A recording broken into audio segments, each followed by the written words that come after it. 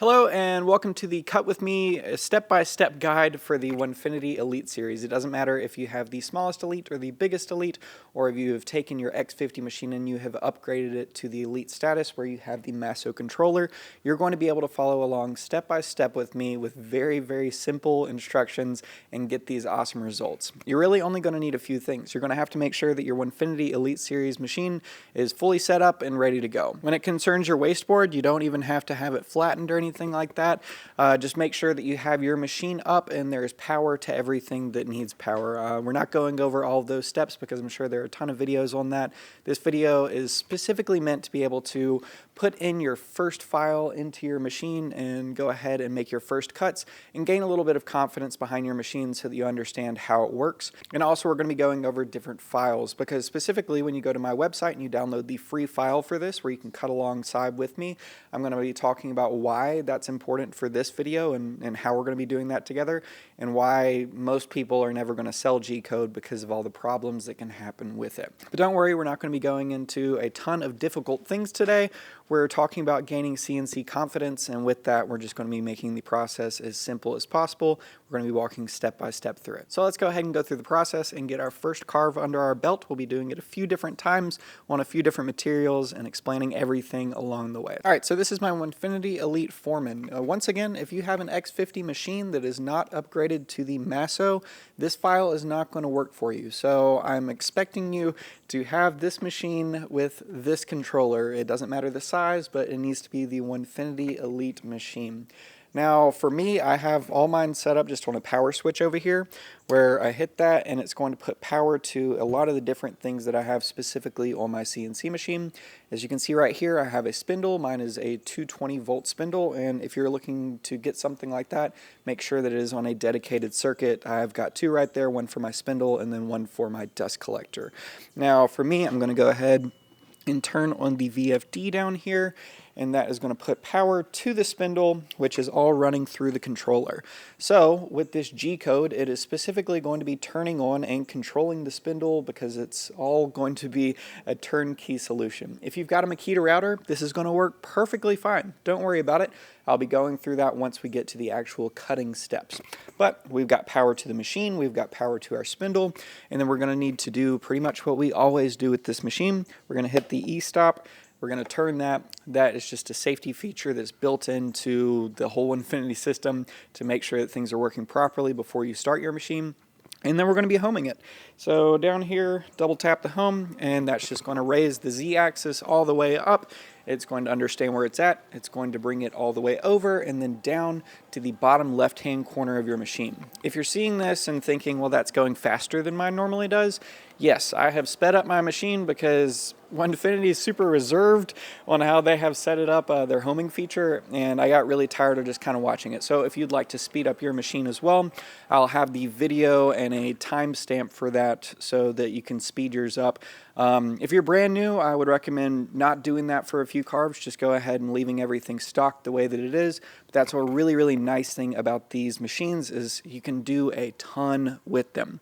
So first and foremost, we have homed our machine.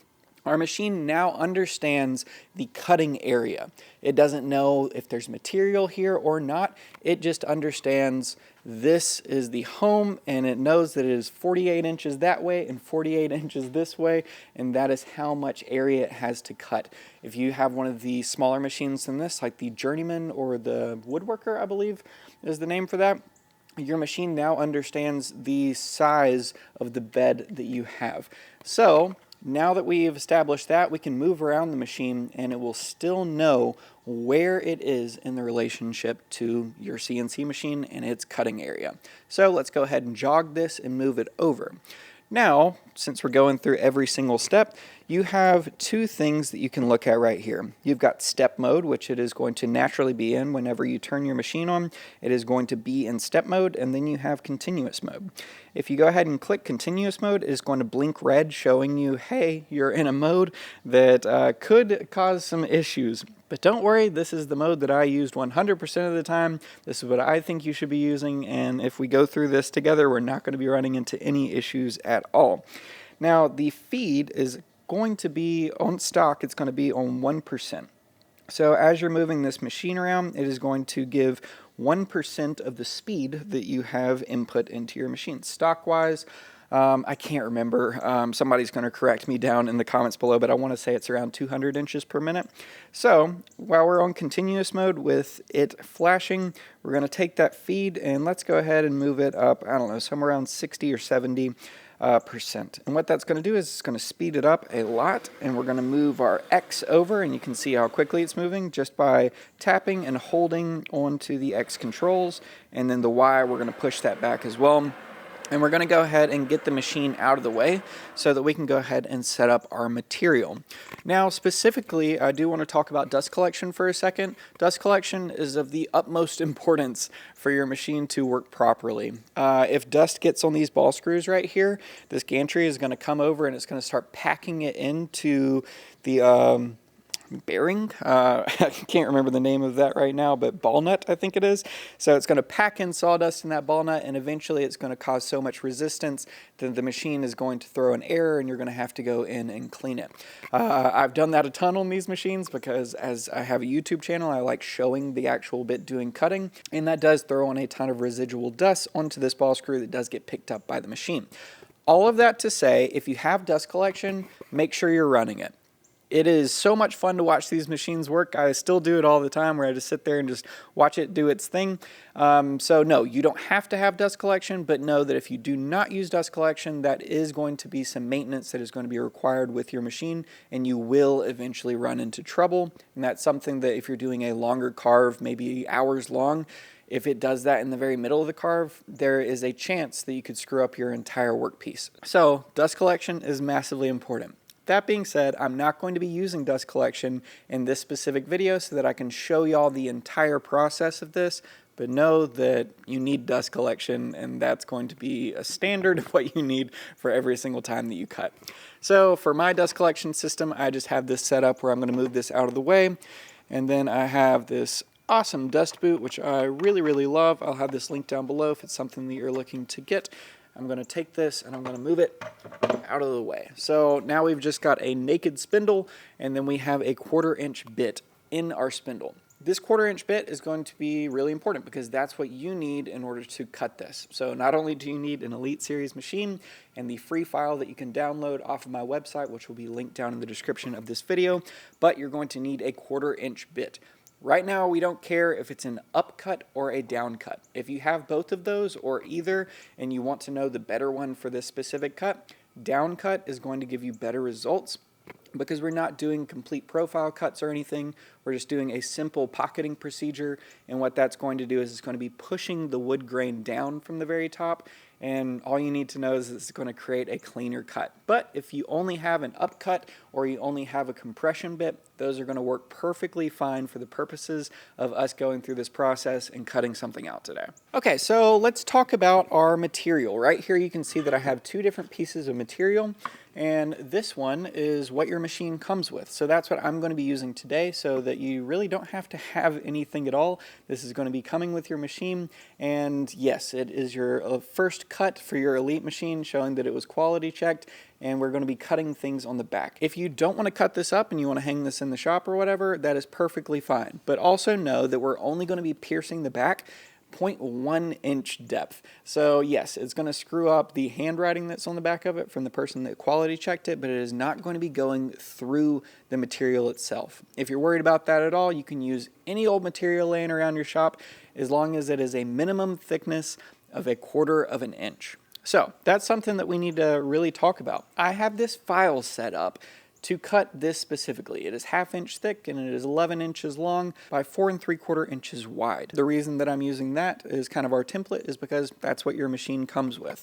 This block over here is 3/4 inch and it is 11 inches long and 5 inches wide. We're still going to be able to get good results from it, but we're going to be cutting both of these to show you exactly what changes, because this free file that you've downloaded from the website, that is G-code. G-code stands for geometric code. Once you download it and once you see the file, the ending of it is going to be .nc. CNC stands for computer numerical control, and the .nc file is a numerical control file. Essentially, what your CNC machine is doing is just plotting points. If you were to take a step back and look at Google Maps and drop a pin on the map, it's going to have longitude and latitude of an exact point on the Earth, and that's going to be point and then have a ton of numbers after it so you can get an exact point on the Earth. That's exactly what we're doing right here with this machine, but we're also adding in the Z-axis, so the height of the machine as it goes up and down. And that's all geometric code is just a ton of numbers, and this machine is telling this spindle exactly where it is going to go, and that is what is creating the end result of your CNC machining process. I sell CNC files on my website, which is where you're going to be going to get this free file, and those files normally come as SVG files. I'm starting to incorporate more Carveco and Vectric files into my designs, but right now it is just SVG files. Oftentimes people reach out to me and they say, does your file come with the G code? That is why we're cutting a lot of this only with the G code, so you can understand why that is a bad idea to buy G code from somebody online. When you're buying G code from somebody online, you are buying something that only works one specific way and no other ways. So let's go ahead and load our file on here, and we'll talk about what that actually means. Now we're at the controller, and this is when you need to pull out your USB. Your USB, at this point, you have taken a blank USB, you've plugged it into your computer, you've gone over to the website, link down below, you've downloaded this file, you're going to take this file, you're going to drag it and drop it into your USB. Now you're going to take your USB and you're going to plug it into the bottom of your controller. And what we're going to be doing at this point is going over to load file. So F6, you're going to see F1, 2, 3, 4, 5, and 6. Over at the very far side, you're going to see load file. Once you pull that up, you're going to see all the things that your USB contains. If the file is not on this, you need to pack up your machine and send it back to Onefinity. I'm just kidding. All you have to do is format your USB, go back, drag and drop the file back into it again, bring it back to the controller, and then it should be good to go. If you have like a cheap knockoff USB, you're probably going to need to do that. So whenever you get your USB, just go ahead and format it before you start anything with the CNC machine, and that should clear up any type of an issue. Since we only have one file on here, it's what's highlighted, and we're going to go ahead and hit load. So you can see right here, it's showing us exactly what we're about to cut out. And by cut out, I really mean just cut into, because we're only going down 0.1 inch into our material. These yellow lines are the tool paths. So that is exactly what your machine is following and going around. But the more intricate work that you do, the more intricate stuff that you're going to see here, and the longer that it's actually going to be able to take to load onto your controller as well. Like I said, this is a very, very simple file, and G-code or .nc files are normally extremely light. So you're not going to have very heavy files at all.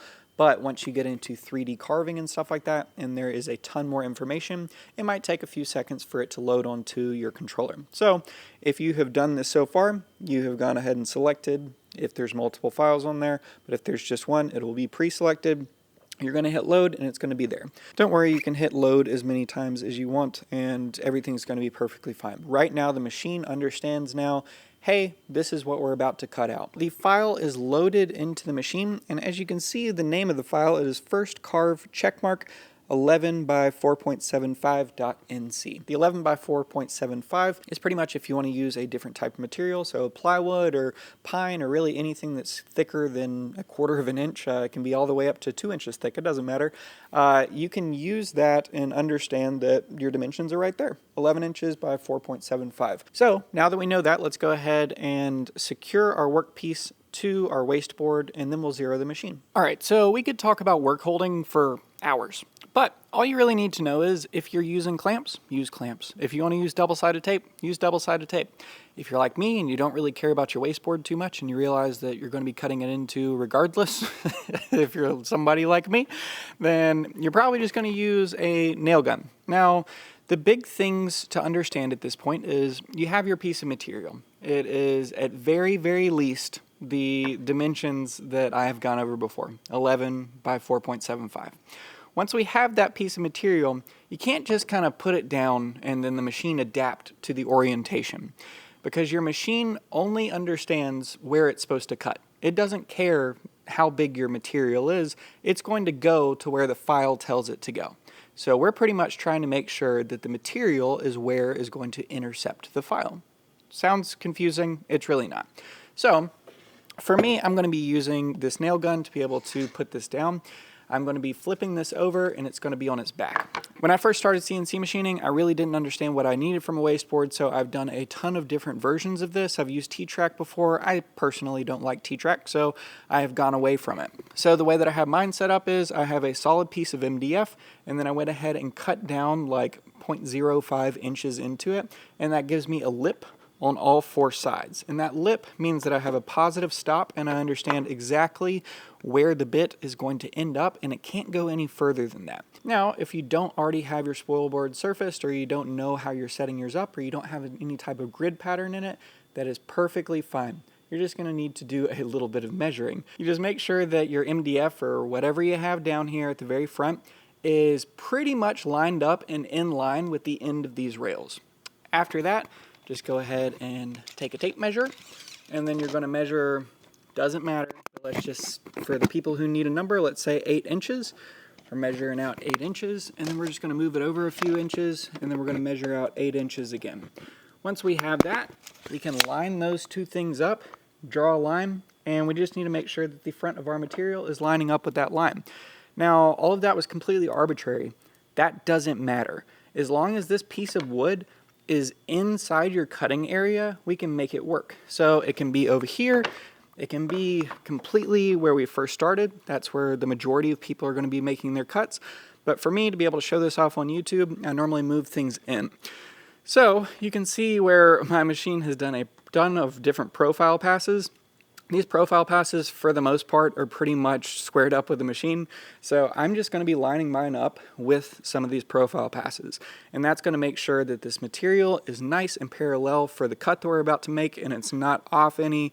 Like I said, doesn't really matter that much with this specific file, but if we can get things as close as possible, that's perfectly fine. But if it's not perfect, that's perfectly fine too. Everything's going to be okay. So I'm going to go ahead and line this thing up and then tack it down, and then we will talk about how we are going to be zeroing our machine on the material.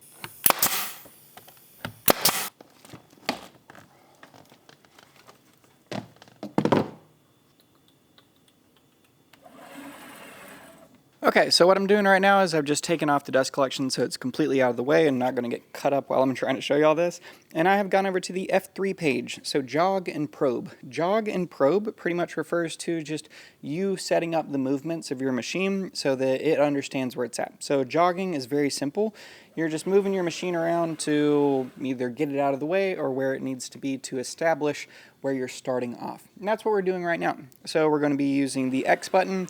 We're still in continuous mode. You can see it flashing right there. We're going to be using the X button, bringing it all the way over where we think it's going to be working out for us. And then the Y button over here. So now that we're over here, this G-code is specifically set up to be zeroed from the top of your material at the bottom left-hand corner. So that's really important, because if you do not zero this in a way that is on the bottom left-hand corner and zeroing from the top of your material, you're going to have a bad time. Because once again, this machine has no idea what it's about to cut into, but it has a very, very good idea of what you've told it to do.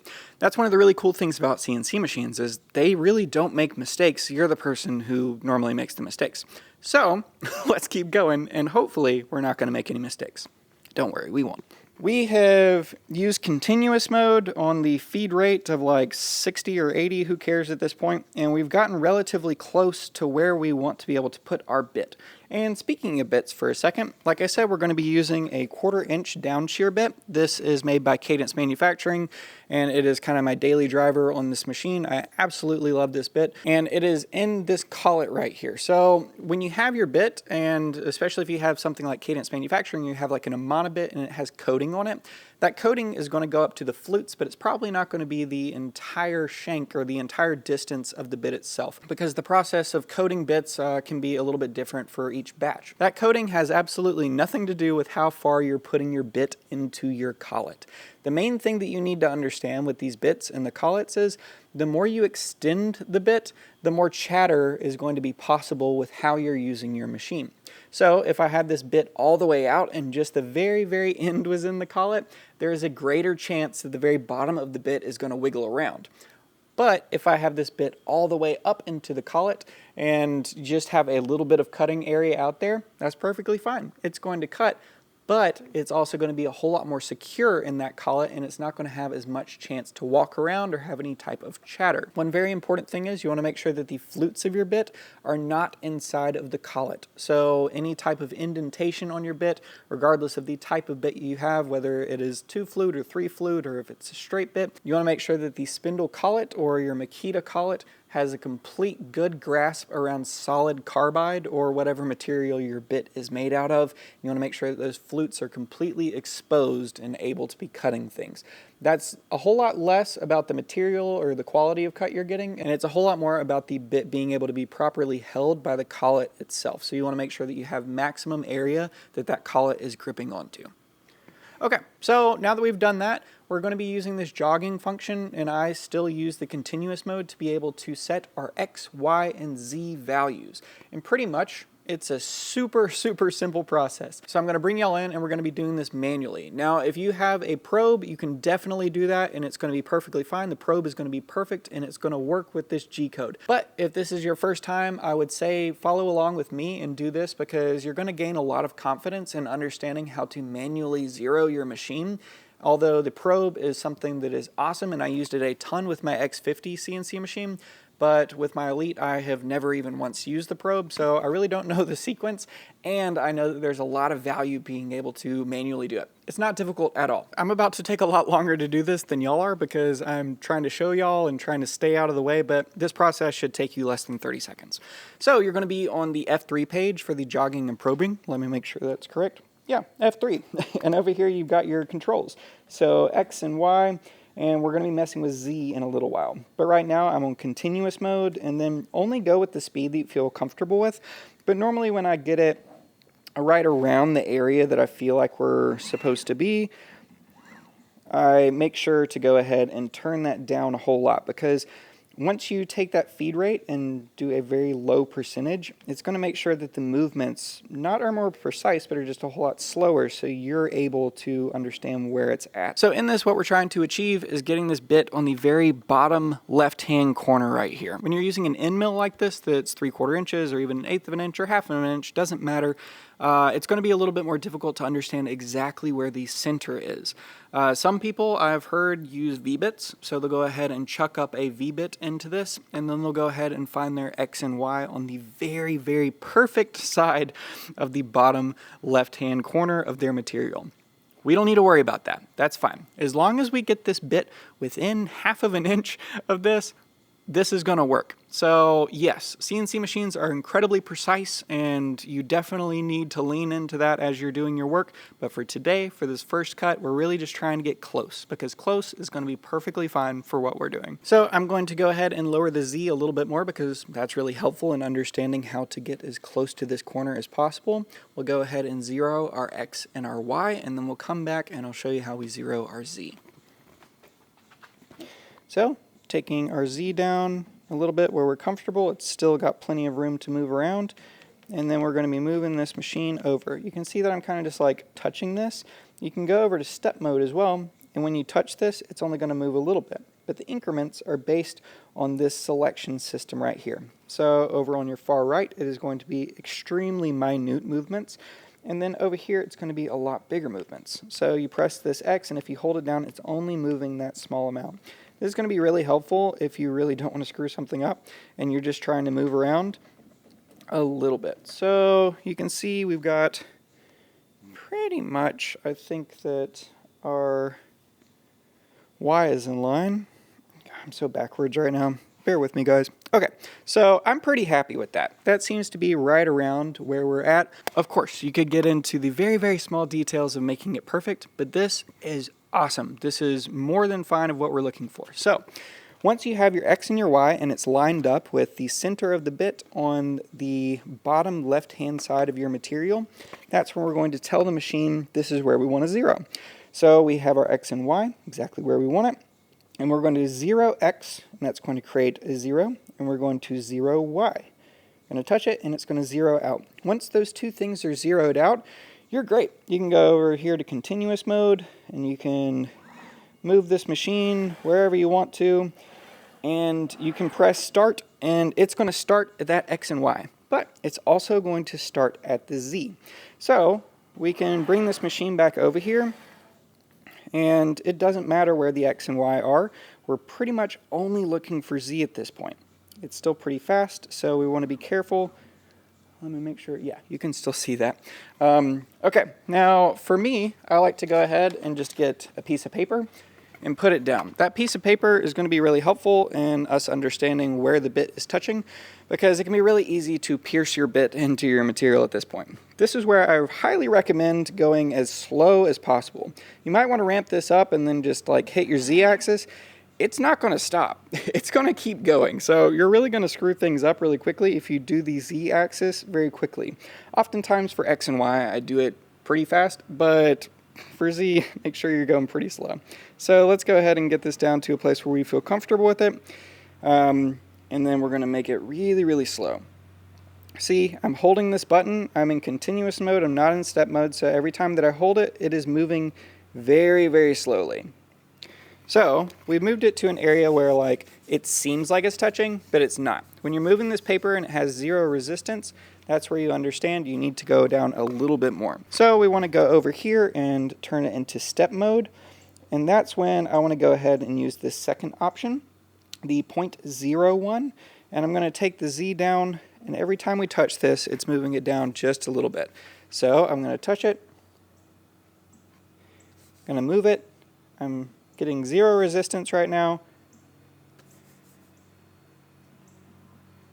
Oh, see, I hit it 3 times to speed it up, and then that was too much. So I'm going to back off a little bit, go down one more, and there we go. So I can barely move this paper. It's not cutting the paper, but you can tell this is the Z height of what we're looking for. We've made sure that, you know, that things are properly stuck to this table with our nails. Like I said, we could be using clamps. If you are using clamps, make sure that your clamp is not right here on the bottom left-hand corner. I specifically will be putting one at the top left-hand corner and the bottom right-hand corner, and that's just to kind of keep things out of the way. For this file in particular, where this sticky note is, that's the only area that we're really going to be cutting on this, is we're creating kind of a circle with a check mark just to say, hey, complete. So we're going to be cutting this a few more times with this machine, so don't worry about that. We'll be talking a little bit more about the pitfalls as we go through this. But for this, pretty much, we have zeroed our X and Y, so the machine knows that this is where the corner of the material is. And now we're about to zero the Z-axis, and it knows how tall the material is. It has no idea where the material is until you exactly tell it where the material is. So that's what this entire zeroing process is about, is telling the machine where the material is. So we've got our Z height, see, and now I can't even get it back under. Okay, so we have our Z height right here, and we have it where we want it. Now we're going to be zeroing it just like we did the other axes, or axes. So we're going to zero our Z. And that's going to create a 0. Over here, you might be able to see or you might not, these values have changed. That does not mean that your 0 has changed. It's just currently telling you where on the machine it is. So if we ramp this up again and we take our Z, oh, we're still in step mode, continuous, and we take our Z much higher, it's going to change that. But that doesn't matter because we've already zeroed our X, our Y, and our Z. So when we have taken our file, like I said, you can hit load as many times as you want. It's going to show you, hey, this is what we're about to cut. This is the file that I want the machine to cut. We've already told the machine where the 0 is, so we've told the machine this is where I want the machine to actually start cutting. So you can have your machine right here and press go, and it's going to cut it. For me, I'm going to move this around just to show y'all that it's possible, but we're going to go back to our jogging and probing, and we're going to put this machine all the way over here, because normally when I set up a file, I am zeroing out the machine and then I kind of put the machine somewhere else just to make sure that my work holding is set up the way that I want it to, make sure that the dust collection is exactly where it needs to, because oftentimes you are going to be removing a portion of your dust collection in order to zero out the machine. So all this is incredibly manual. You can see that it seems like it's difficult, but it's really not. So if you're following along, you should have already put your material on your CNC bed. That should be secured in some way or fashion so that it is not moving around. I would highly suggest not having a clamp down here at the bottom left-hand corner, because this code is set to start right here, cut in the middle, and then come back right here. So if you have a clamp on this bottom corner, it is going to cut your clamp. your machine has no idea how you're holding your work, and it doesn't care how you're holding your work. It will cut through anything that is in the way of where it's going. So let me go ahead and grab a bit and show you what's actually going to happen. Obviously this is not a bit, but it'll show you what's happening. So the bit, I have it programmed to start at the bottom left-hand corner. It's going to go over here. It's going to do its carving. It's going to make a few different passes to make sure that everything is nice and pretty. And then it is going to come back, and that is where the machine is going to stop. Since I have the machine over there, I'm going to be starting it from over there. And that means the machine already understands that it's supposed to be cutting right here. It's not going to come over here and press go and then come over. The machine's going to go directly where it's supposed to go. It's going to ramp down into the material, do its cutting, and then it will end up moving over here and finishing its cut. All of that was specifically decided in my software. So this G-code that you have downloaded is going to be doing that. You can't change that. That is the G-code. That is what your machine is going to be doing. That's the reason why it is really hard for people to download G-code and then expect it to be able to be customized. Because that G-code is something that is only supposed to be doing one thing. Now, yes, we could get into all the details of how you can edit G-code on this, but that is confusing, and we shouldn't be getting into that today. Today, we're just talking about getting wins and gaining confidence. So, if you're following along and you have set up all of these things up until this point, you're doing great. You can even move your machine over to where I've moved it to and just kind of have it out of the way because it's still going to work perfectly fine. Now, before we press start, I do want to talk about the differences between having a spindle and having your Makita router. Nothing wrong with having a Makita router. It's awesome. I used mine for over a year and I've made tons of money and tons of different projects with my CNC machine with just a Makita router. I want to go ahead and say that. It does make a lot of sense to have a spindle on your machine, so if it is in your budget, go ahead and get a spindle. They're great. I am more than happy with mine, and they're better than routers in almost every single way, except for the fact that they do cost more money. So if it's not in your budget, don't worry about it. You're fine. Maybe you want to graduate into that one day. If you do have a spindle, this G-code is going to tell your spindle exactly what to do. Specifically with this, it is going to run your spindle at an RPM of 15,000 RPM, so revolutions per minute. It is going to be cutting in a way that it understands that you have an end mill in there, and that end mill is 0.25 inches, and that's going to be giving you the results that the G-code intends to give the machine. It's going to do it regardless if you have a bull bit in there or a V bit. It's not going to treat the bit any different. It thinks that there is an end mill, so that's the way that it's going to cut. One thing that I do want to mention is when I press go on this, this controller is set up with my variable frequency drive for my spindle to be able to turn the spindle on, ramp it up to speed. For me, I've set it for 5 seconds, go over, do its cut, finish the cut, turn off the spindle, it'll ramp down, and then the cut's going to be done. If you have a Makita router and you have it plugged up where the machine is controlling that, it's also going to be doing the same thing. It should be turning on your spindle, your Makita router, and then it should be finishing the cut. Now, that's something that I haven't used with this machine in particular. So if you do have a Makita router and you go ahead and you press play on this and you've loaded your file and you've done everything up until this and you press start and it doesn't turn your Makita router on, turn that on like with your finger immediately. Like I said, I haven't done anything with the Makita router, so I specifically don't know the exact ins and outs with it. It should perfectly be fine. I think you're going to be fine, but just know that if this doesn't turn it on, you might need to physically turn it on. One thing that you're 100% physically going to have to do on your Makita router is change the RPM. So there's a little red dial. I normally run mine between 4 and 5. If you turn it on 4, it's going to be fine. If you turn it on 5, it's going to be fine. 4.5, even better. I normally put a piece of blue tape over my Makita router, and that helps the dial stay in place. If it's a brand new Makita router, you're going to be fine. It's not going to move around. If you've used it for a little while, it probably is loosened up, and you might want to make sure that that is nice and secure. So if you've got a Makita, if you've got a spindle, this is going to work. It's going to be fine. The reason that this G-code is set up to go 15,000 RPM is because it's at 80 inches per minute. Now, for a lot of y'all, that's not going to mean anything at this point, and that's perfectly fine. But for some of y'all are going to be thinking, wow, that's like kind of like taking a Corvette on just like a nice lazy Sunday stroll. We are going as slow as possible so that this G-code can be used with Makita routers.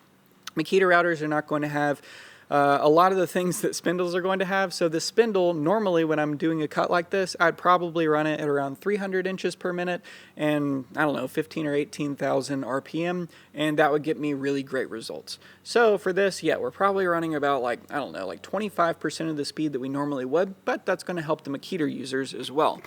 Remember, we're not trying to do anything like super optimized today. We're just trying to get our first cut done. But if I don't explain all these things, there could be a little bit more confusion later on. So let's go ahead and start up our first cut. We have zeroed our X, Y, and Z. We've moved the machine over so that we can do any last minute stuff that we need to do in order to start our cut. And then we're going to go in here and cut. One time, just for kicks and giggles, I'm going to go into the load file and I'm going to hit load. That's going to be something you can constantly do, and it's something that I constantly do just to make sure that it's loaded in there. At this point, that's great. So we're going to be going over to our program MDI. Now this is something that I pretty much have gotten in, oh, you can't see my spindle, so let me move it back over. Jog and probe.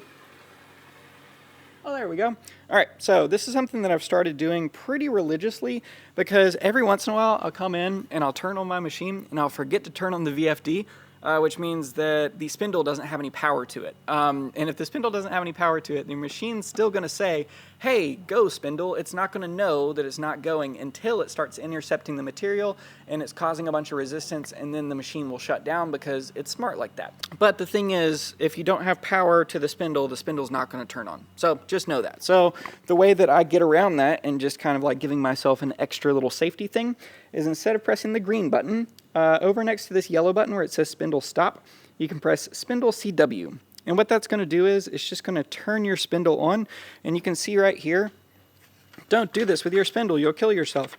You can see right here is actually moving around. That is good. That's what we want. So you can come over here and you can press spindle stop, and that is going to stop your spindle. Once again, it doesn't really matter where we're currently at right now because the machine understands the relationship of the material in its boundary of where it can cut. So once we press start, it already knows that it's supposed to be cutting right here at the exact height and everything. That's one of the great things about what we're doing. And so once again, spindle doesn't have to be anywhere in particular. So let's go ahead and clear out some of the space and hit go. All right, so here we are. We have zeroed out our machine on our material. We have our spindle. We've made sure that there is power to the spindle by pressing spindle CW and making sure that it's on. Spindle stop. Then we've come around here. The rewind button on here, you're going to be confused about that, but it's never a bad thing to hit rewind before you press cut. That's kind of like a refresh button. So I wish that I could change it to say refresh, but that's like, hey, this is where we're currently at. Everything that you've done, it's like, I don't know, it's a good button to press. The Onefinity support can walk you through exactly why that's important, but I oftentimes press that as well. So we have made sure that we have zeroed out our X, Y, and Z. We have power to our spindle, and we have loaded the file. So all we really have to do at this point is press cycle start. So you can see our spindle has come up to speed right here, and it knows where it's supposed to be cutting. It's going to wait a few seconds. Hopefully nothing goes wrong while I sit this close to it, but it knows exactly where it's supposed to be going on the material. It is currently ramping into the material right now, and it is making our first cuts. It's going to be doing a pocketing toolpath. That pocketing toolpath essentially is just clearing out an area. It's done our outside circle, and now we're going to be doing the check mark where it's going to be doing the exact same thing. It's all going to be doing this in one pass, so it's not stepping down. And you can see the spindle has returned to its point of origin where the machine and the G code has told it to start off, and then it has taken its time to turn off the spindle, and now we are completely done with our cut.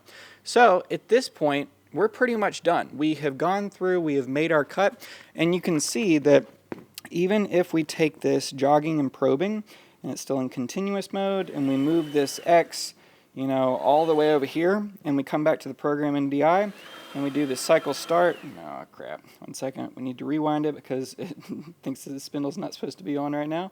So rewind and then cycle start. It is going to cycle up the machine again. It knows exactly where it's supposed to be starting, and it's going to take its time, it's going to ramp up to speed, and then it's going to go through and it's going to do its cut one more time. So it's going to do its ramping moves into the materials, and then we're going to be doing its cut. So you might hear a little bit of actual cutting happening right now, and that's probably because I just use 2 nails to nail that down into the material, and it might have shifted a little bit because of those nails. So just know that, but it's going to be doing the exact same path that it has been doing the first time. It's going to go back and it's going to turn off. So you can move this machine around, and like I said, it is important to be able to hit that refresh button. So congrats, you've done your first cut. Everything worked out the way that it should have, and if you have dust collection, hopefully you used yours so that you don't have a little pile of dust sitting there. Let's go ahead and do that exact same thing, but on a different piece of material. So we're going to be jogging our machine, moving it away. We're going to be putting down a new piece of material, zeroing it out, and then making another cut. This time we're going to be doing it a lot faster because I'm not going to be having little mini talks in between every single step. So let's get to it. We're going to line it up with some of our profile marks just so we can have it in the material in a way that is easy to film. That is the only reason why I'm doing this, is because I want to make sure that y'all can see what's going on. All right, and then we're going to go over to F3. We're going to jog our machine back over here. Once again, it's going pretty fast, and I have set up my machine to go this fast. If yours doesn't go this fast, it's perfectly fine. If you want it to go that fast, go ahead and check out the video linked in the description. It'll have a time slot where I talk about how to make your machine faster. But also know that Onefinity support is going to be like, stop that. So if that's something you want to do, you can. But know that it's not really... Oh, shiza. See what I mean? I'm trying to go fast for the camera, and I'm messing things up. So right now, I have taken it to the X, the Y, and the Z, all in one, so that I can go over here and zero out my X, my Y, and my Z. All right, we have zeroed our X, Y, and Z. We're going to program MDI. We're going to hit rewind to make sure that all that's real good. The spindle is certainly working. We have already loaded up the file. We're not going to load it again, but you certainly can. You just go up here, hit load, camera program MDI, and then cycle start. So you can see it is going to be ramping up. It's going to be getting the spindle up to speed. All of that is decided by this controller and making sure that everything's going the way that it should. We've done the X, Y, and Z. The machine is going down, ramping into the material. The reason that it is even louder than it is normally is because normally I would do this a lot faster. But hey, that's how CNC machining goes. If you're expecting this thing to be quiet, it's not going to be quiet. It's going to be insanely loud, annoyingly so. Boom, there we go. Okay, so we have cut out, once again, our other piece of material. Now, this is where I kind of want to pause things and talk a little bit more about why this all just worked and why people are not going to sell you G-code.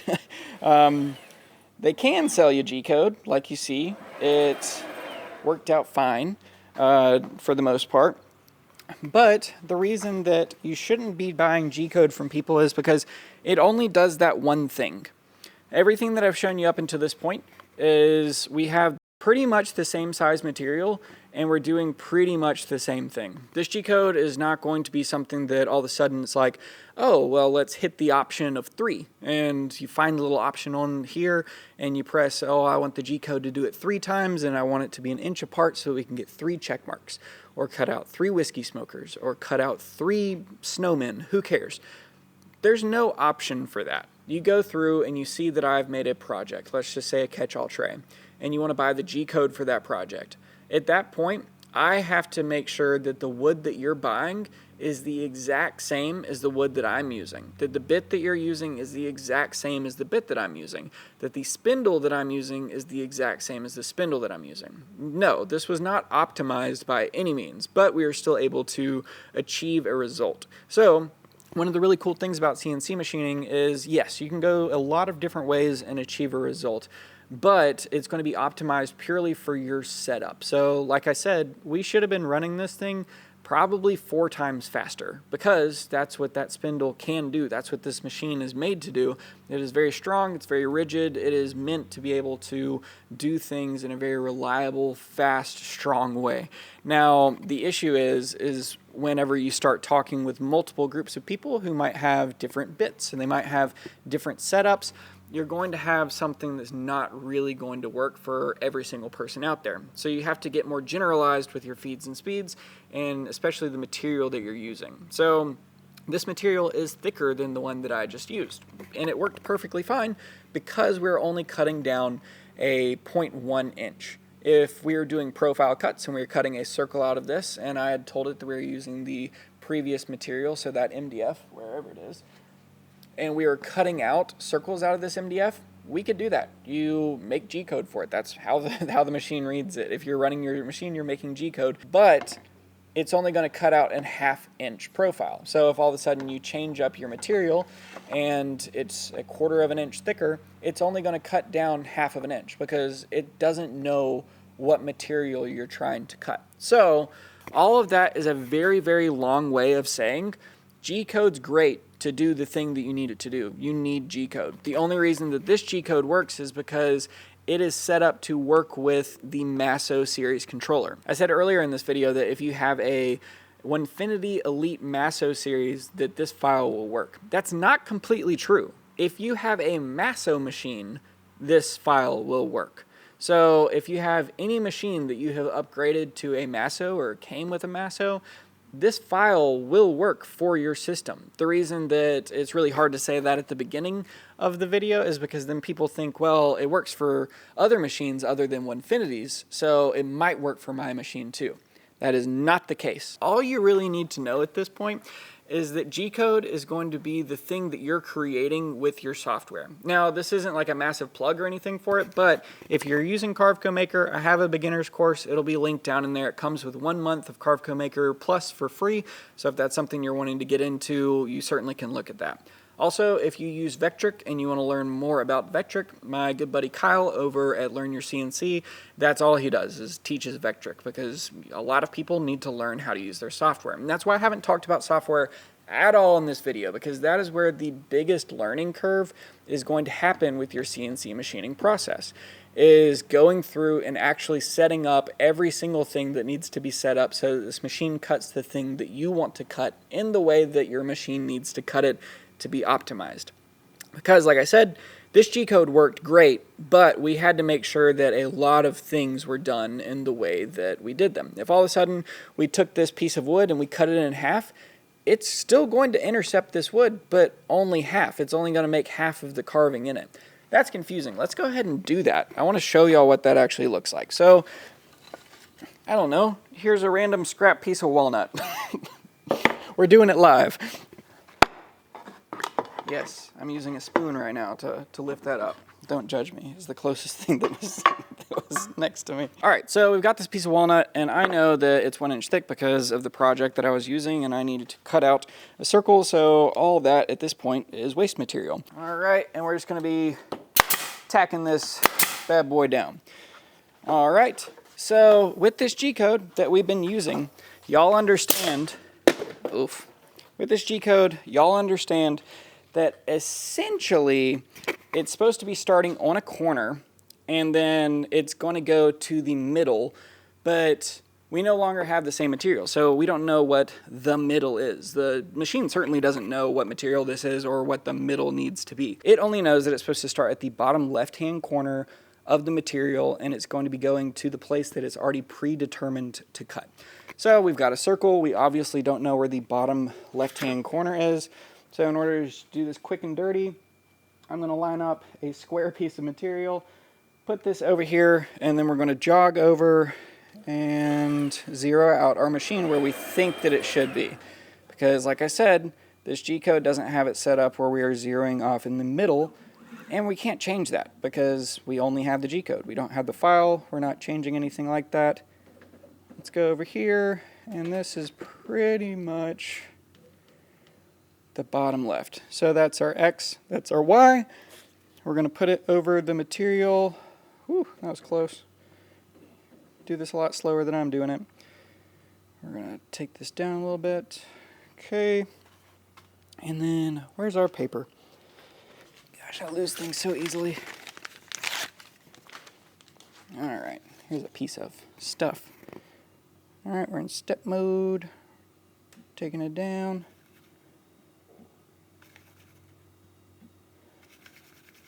Perfect. Alright, and then we are zeroing out our Z. Okay, so we have done our X, our Y, and our Z. We're going to be moving this out of the way. It pretty much knows where it's supposed to be. We've already loaded the same exact file. Program MDI, we're going to rewind it. Hey, our spindle has power. Rewind one more time. And then we're just going to press start. See what happens.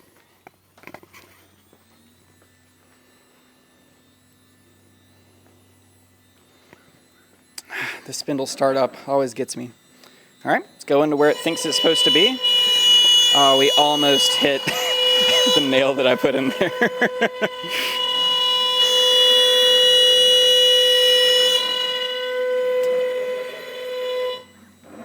Okie dokie. And we're doing the check mark. All right, and then it's going back to where we told it to go back to. So I hope that that makes a whole lot of sense. The material all of a sudden doesn't matter because the G code is telling it to do the exact same thing over and over and over again. So the material's right there, and then let's go over to jogging and probing. And the Z height, we're just taking that up. Maybe we wanted to take it to get it out of the way, but then we zero our Z height right there. So it currently thinks that it is right above where the material is and it needs to start. So we go to our program MDI, we rewind it, and then stop our spindle. That to me is just something I do. You don't really have to do that. And then we press start. So it's still in the same X and Y place that we've always told it, but we've re-zeroed the Z. So this machine currently thinks that it's right above material. Oh, I raised it up too high. So when it raised up to be able to hit its Z safe, the machine was like, nope. So that's one of the nice parts about the Onefinity is it is super smart. So if something happens that it's like, hey, this wasn't supposed to happen, it automatically shuts off the machine. So that's really one of the cool features of this, that obviously right now I'm just kind of messing around doing stuff. And it knows that something happened that wasn't supposed to happen based on the file that it has. So yeah, wasn't really expecting that to happen, but glad that it did. So continuous mode. Actually, it should still go back. Let's see if that works. Okay, so sorry, right now I'm just kind of nerding out. So let's put our Z. Obviously, this is not going to intercept. We're still super far away from our material, but we're going to say that's where our Z0 is. Now, it should remember the previous X and Y of where we were. So, yep, spindle's still working, rewind, and let's cycle start it. So it should still remember the X and the Y of where we just were before we ran into an issue and had to start things over. But I have zeroed our Z a little bit lower. And yeah, that's pretty much air carving directly above where it just carved when I, did my best to zero it out on an X and Y on a bottom right-hand corner that does not exist on a circle. But the reason it is air carving is because I have set my Z0 considerably higher and off the material. So the machine right now thinks that it's doing what I want it to do. And it thinks that it just completed a job. The machine's happy because everything went according to what I told it to do. But of course it didn't cut anything, and it certainly wasn't lined up in a way that was going to be cutting material in a way that we needed it to. So this G code, we can do it over and over and over again. We can run this as many times as we want to, but there's only one way that we can run it that is going to give us the result that we need it to achieve. So why do we just do all this? So that you can understand why G code is important, how to put that in your machine, and how to use it in order to cut your file. but also why you shouldn't be buying G-code off of somebody online, unless it's something very specific and you've talked with them a lot about your use case and how they're optimizing it for your process. Because you certainly can own a CNC machine, have somebody else do all the programming, and you just pretty much tell them exactly what you have and what you're looking to achieve. And if, like I said, you're trying to just cut out one thing repetitively, then that is a great way just to find somebody on Fiverr or somebody in the CNC community, and they certainly can get that G-code to you. That's not an issue whatsoever. But obviously, if you're looking to have something done in any case by yourself and you're wanting to learn how to use your CNC machine, learning how to use the software is going to be the biggest thing for you to be able to overcome so you can run your CNC machine well.